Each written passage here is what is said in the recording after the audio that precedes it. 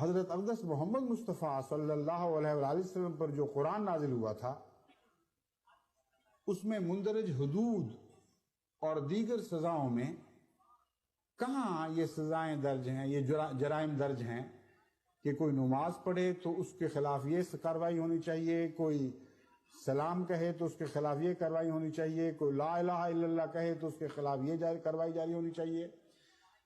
تمام قرآن میں، تمام سنت محمد مصطفیٰ صلی اللہ علیہ وسلم میں، تمام احکامات حضرت اقدس محمد مصطفیٰ صلی اللہ علیہ وسلم میں ان جرائم کا کہیں کوئی ذکر دکھائی نہیں دے گا۔ لیکن ایک پینل کوڈ ضرور ہے جو ابو جہل کی پینل کوڈ تھی، جو عتبہ اور شیبہ کی پینل کوڈ تھی۔ اس پینل کوڈ میں اگر آپ جا کر دیکھیں تو یہ تمام جرائم وہاں درج دکھائی دیں گے۔ بس کس کا حکم اس ملک میں چل رہا ہے؟ ہمارے آقا و مولا محمد مصطفیٰ کا یا ابو جہل اور عتبہ اور شیبہ کا؟ یہ فیصلہ آپ کریں۔